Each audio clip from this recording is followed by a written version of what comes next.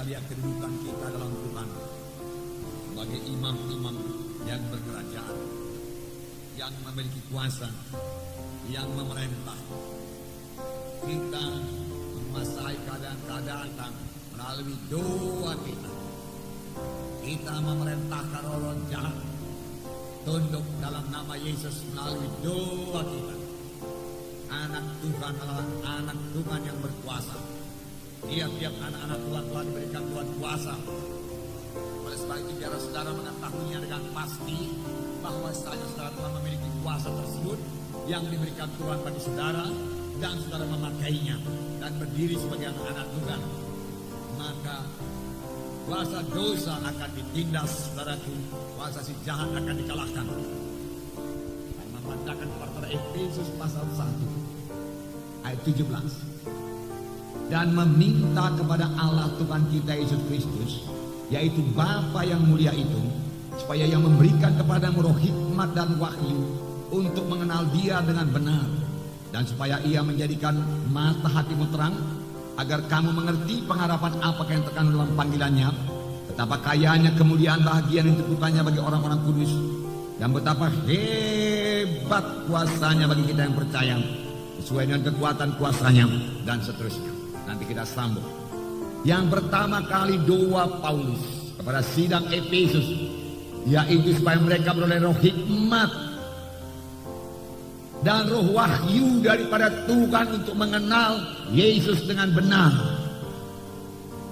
Untuk mengenal Yesus dengan benar. Apakah kita sudah mengenal Yesus dengan sesungguh-sungguhnya? Paulus berdoa supaya Tuhan memberikan roh hikmat.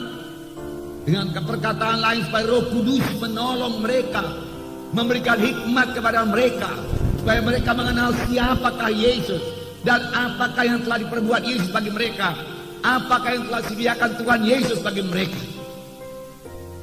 Kita hanya dapat mengenal Yesus dengan pertolongan Roh Kudus.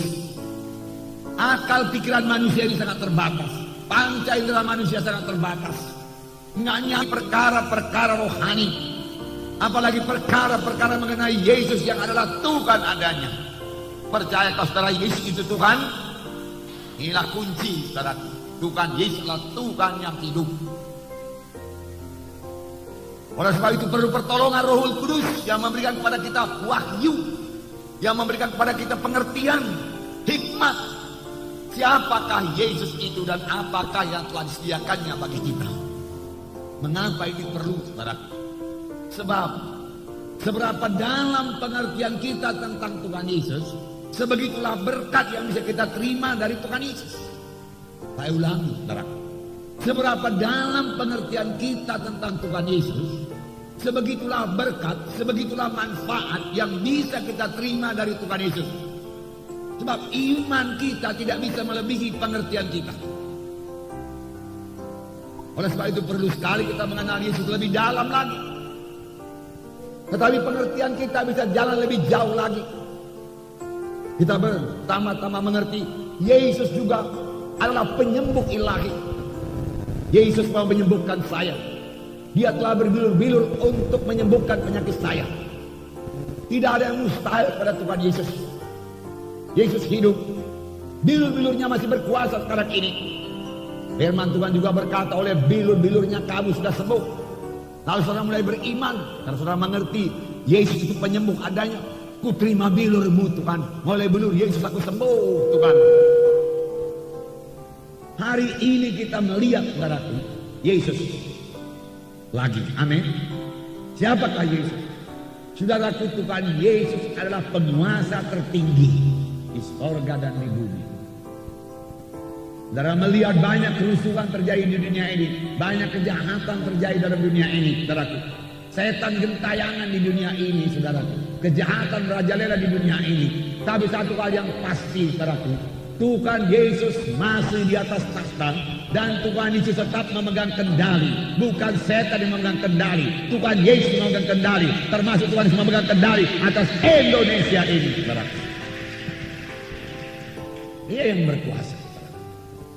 Nah, Efesus pasal 1 ya. ayat 20. Kita sambung ayat yang tadi. Yang dikerjakannya dalam Kristus dengan membangkitkan dia dari antara orang mati dan mendudukkan dia di sebelah kanannya di sorga. Jauh lebih tinggi dari segala pemerintah dan penguasa dan kekuasaan dan kerajaan dan tiap-tiap nama yang dapat disebut. Bukan hanya di dunia ini saja, melainkan juga di dunia yang akan datang. Amin. Yesus dalam hati saudara, amin. Ada Roh Kudus dalam hati saudara, amin. Nah itulah yang memberikan pengertian kepada saudara, membawa kehidupan kepada saudara, membawa perubahan ajaib dalam hidup saudara, amin. Yesus yang di dalam saudara itu, Roh Kudus yang di dalam saudara itu sama saja, saudara. Amin saudara. Saudara memiliki Roh Kudus dalam hati saudara, puji Tuhan. Dan di mana ada Roh Kudus itu ada kebebasan. Oleh sebab itu tidaklah selayaknya ada anak Tuhan yang terikat. Mengapa anak Tuhan ada yang terikat? Karena dia memang membiarkan ikatan itu di situ. Oleh dia masih suka sedikit-sedikit. Tetapi sepanjang dia mau bertindak dalam nama Yesus dan berkata dengan tegas, aku tolak engkau semua ikatan-ikatan dalam diriku. Tuhan ini sudah memerdekakan aku. Aku merdeka sekarang, aku bebas sekarang. Sama sebagaimana orang Israel di Mesir bebas daripada perbudakan. Sekarang aku juga bebas daripada perbudakan dosa. Bebas daripada perbudakan penyakit. Bebas daripada perbudakan kemiskinan. Bebas daripada perbudakan kebodohan akan perkara rohani. Tuhan memberikan pemikiran yang baru kepadaku. Dan firman Tuhan tadi berkata supaya menerangi mata rohanimu.